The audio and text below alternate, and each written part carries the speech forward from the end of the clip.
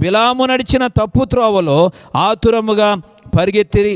సంఖ్యాకాండము 22వ అధ్యాయం 6వ వచనంలో ఇలా రాయబడింది, కాబట్టి నీవు దయచేసి వచ్చి నా నిమిత్తము ఈ జనమును శపించుము, వారు నాకంటే బలవంతులు, వారిని హతము చేయుటకు నేను బలమందుదునేమో. అప్పుడు నేను ఈ దేశములో నుండి వారిని తోలివేయుదును. ఎలయనగా నీవు దీవించువాడు దీవించబడిననియు శపించువాడు శపింపబడిననియు నేను ఎరుగుదును. ప్రియులారా, ఇక్కడ మోయాబు రాజు అయినటువంటి బాలాకు అభిషక్తుడు దైవజనుడైనటువంటి బిలామునొద్దకు వచ్చాడు. బిలామునొద్దకు వచ్చి బిలాముతో ఈ మాటలు చెప్తా ఉన్నాడు. ఏమని అనంటే, ఇజ్రాయేల్ దేశపు ప్రజలను, సైన్యాన్ని నేను జయించలేకపోతా ఉన్నాను, కాబట్టి ఎన్ని ప్రయత్నాలు చేసినా వారిని నేను జయించడం సాధ్యం కావడం లేదు. కాబట్టి ఇదిగో మోయాబు రాజు అయినటువంటి నేను నీకు కావలసిన బహుమానాలు ఇస్తాను. పోయినారా, ఇప్పుడు బిలాము దగ్గరికి బాలాకు వర్తమానం పంపించాడు. ఏంట వర్తమానం అని అంటే, కొంత బహుమానాలు నేను ఇస్తాను, కొన్ని బహుమానాలు నీకు ఇస్తాను, ఆ బహుమానాలు తీసుకొని ఇశ్రాయేలులను శపించాలి, దేవుని ప్రజలైన వారిని శపించాలి. అలా శపిస్తే నేను కొన్ని బహుమానాలు నీకు ఇస్తాను. ఎందుకంటే నీవు దీవిస్తే ప్రజలు దీవించబడుతున్నారు, నువ్వు శపిస్తే ప్రజలు శపించబడుతున్నారు. కనుక దైవజనుడైనటువంటి బిలాము గారు, మీరు వచ్చి నేనిచ్చే బహుమానాలు తీసుకొని మీరు ఇజ్రాయేలులను శపించాలి అని పలుమార్లు వర్తమానము బిలాము దైవజనుడికి పంపించడం జరిగింది. అయితే బిలాము వాటికి ఆశపడుతూ ఉన్నాడు.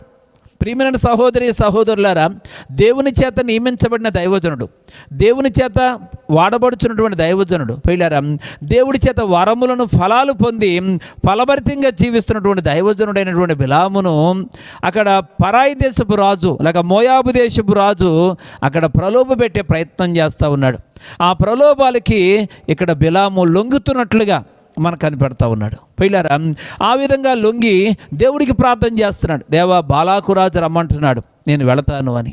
దేవుడు అన్నాడు, 3 సార్లు చెప్పాడు వద్దు అని, నువ్వు వెళ్ళడానికి వీల్లేదు, నువ్వు వెళ్ళడం సరైనటువంటి విధానం కాదు అని చెప్పి బిలాముతో దేవుడు ఎన్నిసార్లు చెప్పినప్పటికీ కూడా బిలాము మాటి మాటికి కూడా అదే విధంగా దేవుణ్ణి శోధిస్తూ వచ్చాడు.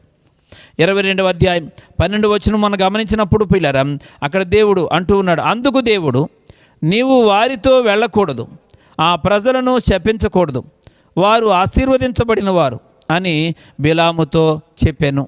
ప్రియ సహోదరి సహోదరులారా, అందుకు దేవుడు నీవు వారితో వెళ్ళకూడదు, వారు ఆశీర్వదించబడిన ప్రజలు, దేవుని చేత దీవించబడిన ప్రజలు, వారిని శపించకూడదు.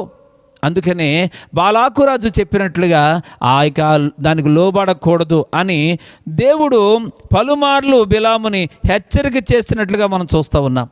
అయినప్పటికీ కూడా మాటి మాటికి దేవుణ్ణి శోధిస్తూ బిలాము దేవుని దగ్గర ప్రార్థన చేస్తూ ఉన్నాడు. దేవా, నేను వెళతాను. మరలా వచ్చారు వాళ్ళు, వెళతాను.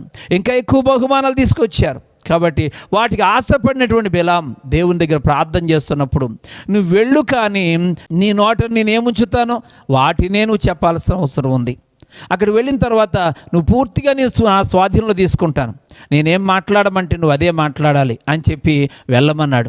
మార్గమధ్యంలో మనకు తెలుసు, గార్ధబం మీద గాడిద మీద ప్రయాణం చేస్తూ ఉన్నప్పుడు గాడిదకు దేవదూత కనబడగా గాడిద పిల్లల కింద పడిపోయినట్లుగా, ఆ తర్వాత బిలాము యొక్క కాలును మరి గోడకు పెట్టి నొక్కినట్లుగా, ఆ తర్వాత గాడిద స్వరమెత్తి ఈ యొక్క బిలాముతో మాట్లాడినట్లుగా కూడా మనం చూస్తూ ఉన్నాం.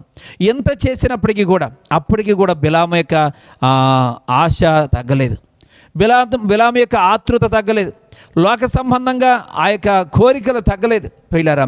అందువలన దేవుడు బిలాముకు గొప్ప శిక్షణ వేసినట్లుగా మనం చూస్తూ ఉన్నాం. ఎందుకనంటే ఎలా అంటే అక్కడ బిలాము అనుకున్నట్లుగా జరగలేదు.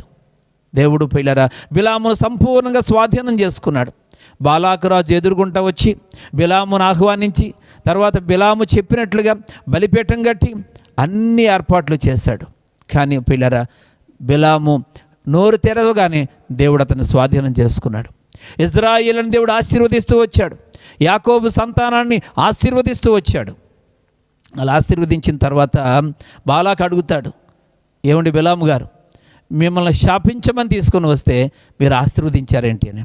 అంటే నేను ముందే చెప్పాను కదా, దేవుడు అక్కడ నాకు ఏం చెప్పమంటే అది చెప్తానన్నాడు. జరిగింది. ఆ తర్వాత బాలాకు రాజు వదిలిపెట్టలేదు, మరొక చోటకు తీసుకుని వెళ్ళి ఏమైనా బిలాము మారుతాడేమో అని మరొక చోటకు తీసుకుని వెళ్ళి మరొక చోట బలిపీఠాన్ని కట్టి అక్కడ కూడా మరలా బిలాముని శపించమని కోరాడు. అక్కడ కూడా ఇశ్రాయేలును బిలాము ఆశీర్వదిస్తూ వచ్చాడు. అక్కడి నుంచి బాలాకు విడిచిపెట్టకుండా మరొక చోటకు తీసుకెళ్ళినట్టుగా మనం చూస్తూ ఉన్నాం. 22వ అధ్యాయం, 23వ అధ్యాయం, 24వ అధ్యాయంలో సంఖ్యాకాండంలో పిల్లారా మనం చూసినప్పుడు బిలాము 3 చోట్లకి వెళ్ళి ఆ శాపం పెట్టాలనుకున్నాడు. కానీ దేవుడు అతని యొక్క స్వరాన్ని స్వాధీనపరుచుకొని ఆశీర్వాద వచనాలే పలికించాడు. ప్రియ సహోదరి సహోదరులారా, ఇక్కడ చూసినట్లయితే బిలాము తప్పు త్రోవలో ఆతురముగా పరిగెట్టే ప్రయత్నం చేస్తూ ఉన్నాడు. బహుమానం పొందాలనేటువంటి ప్రయత్నం చేస్తూ ఉన్నాడు. పిల్లరా, దేవుడిచ్చేటువంటి ఆశీర్వాదం చాలక, దేవుడిచ్చిన దీవెన చాలక అడ్డదారిలో పిల్లరా బహుమానాలు పొందాలని, అడ్డదారిలో ఆశీర్వాదం పొందాలని బిలాము పరిగెత్తి తగిన మూల్యం చెల్లించుకున్నట్టుగా మనం చూస్తూ ఉన్నాం. అందుకే దేవుడు అంటున్నాడు కదా, అయ్యో వారికి శ్రమ, వారందరూ కూడా ఇదిగో కయ్యూను మార్గములో నడిచారు. రెండవదిగా బిలాము వలె ఆతురముగా బహుమానం పొందాలని పరిగెత్తుతూ ఉన్నారు అని చెప్పి వారు నశించిరి అని దేవుని వాక్యంలో సెలవిచ్చినట్లుగా. ప్రియమైనటువంటి సహోదరి సహోదరులారా, ఈరోజు మనందరం కూడా దేవుని చేత పిలువబడిన వారం, దేవుడి చేత మనం ఆశీర్వదించబడుతూ ఉన్నాం. దేవుడిచ్చిన దాంతో సంతృప్తి పడి దేవుడిని స్తుతించాల్సింది పోయి, దేవుడిని ఘనపరచాల్సింది పోయి, ఇంకా ఏవేవో పొందాలనేటువంటి ఆతృతతో దేవునికి ఆలోచనను విడిచిపెట్టి దేవుని వాక్యానికి విరుద్ధంగా ఒకవేళ మనం ప్రాకులాడుతున్నట్లయితే ఇప్పుడే దేవుడు నీతో మాట్లాడుతూ ఉన్నాడు, సరిచేసుకుందాం. ఇప్పుడే దేవుడు నీతో మాట్లాడుతూ ఉన్నాడు, సరిచేసుకోవాల్సిందిగా ప్రభు పేడ తెలియపరుస్తున్నాను. దేవుడు నిన్ను ఆశీర్వదించాడు. గత స్థితితో పోలిస్తే దేవుడు ఎన్నో రకాలుగా దీవిస్తూ వచ్చాడు. దేవుడికి ఘనతనిచ్చాడు, దేవుడికి స్థానాన్ని ఇచ్చాడు, దేవుడికి విలువనిచ్చాడు. శ్రేష్టమైన వస్త్రాలు, శ్రేష్టమైన ఆహారం దేవుడికి ఇచ్చాడు. ఏ విషయంలో కొదువ లేకుండా దేవుడిని ఆశీర్వదిస్తూ వచ్చాడు. ఇంకా ఆతృత తగ్గలేదేమో, ఇంకా బహుమానాలు పొందాలని పరిగెత్తుతూ ఉన్నావేమో, ఇంకా బిలాము వలె ఈరోజు అత్యాశకు గురై నీ జీవితాన్ని నాశనం చేసుకునే ప్రయత్నం చేస్తున్నావేమో. ప్రియ సహోదరి సహోదరుడా, ఇప్పుడే దేవునికి ఆలోచన మేరకు దేవుడు నేను గద్దిస్తూ ఉన్నాడు, సరి చేసుకోమని ఇంకా అవకాశం ఇస్తూ ఉన్నాడు. ఇప్పుడే నీ జీవితాన్ని సరి చేసుకోవడానికి, నీ మనస్సును మార్చుకోవడానికి ప్రభు నీతో మాట్లాడుతూ ఉన్నాడు. కనుక దేవుడు తన యొక్క బిడ్డలైన వారిని ఏ సమయంలో ఆశీర్వదించాలో ఆ సమయంలో ఖచ్చితంగా ఆశీర్వదిస్తాడు. నీ పరిస్థితిని బట్టి చింతిస్తూ ఉన్నావేమో, నీకున్న పరిస్థితిని బట్టి వేదన చెందుతున్నావేమో, ఇంకా ఎంతకాలం ఈ కష్టాలు నేను అనుభవించాలి, ఇంకా ఎంతకాలం ఈ శ్రమలు నేను ఈ శోధనలో ఉండాలి, ఇంకా ఎంతకాలం నేను పేదరికంతో మగ్గిపోతూ ఉండాలి అని నువ్వు బాధపడుతున్నావేమో. దేవుడు సమయం వచ్చినప్పుడు ఖచ్చితంగా సహాయం చేస్తాడు. ప్రతి దానికి సమయం ఉంది, ఆ సమయానుకూలంగా సహాయం చేస్తాడు. ఇప్పటికే దేవుడు ఎన్నో రకాలుగా నిన్ను ఆశీర్వదిస్తూ వచ్చాడు. రానున్న దినాలలో ఇంకా దీవిస్తాడు. కనుక బిలాము వలె దేనికోసం కూడా ఆతృత పడవద్దు, దేనికోసం కూడా అడ్డమైన మార్గములో పొందే ప్రయత్నం చేయవద్దని ప్రభువు పేర తెలియపరుస్తూ ఉన్నాను. నీ జీవితాన్ని మార్చడానికి ఆయన సమర్థుడు, నీ పరిస్థితులలో అభివృద్ధిని కనపరచడానికి ఆయన సమర్థుడు. ఖచ్చితంగా సహాయం చేస్తాడని ప్రభువు పేరట తెలియపరుస్తూ ఉన్నాను.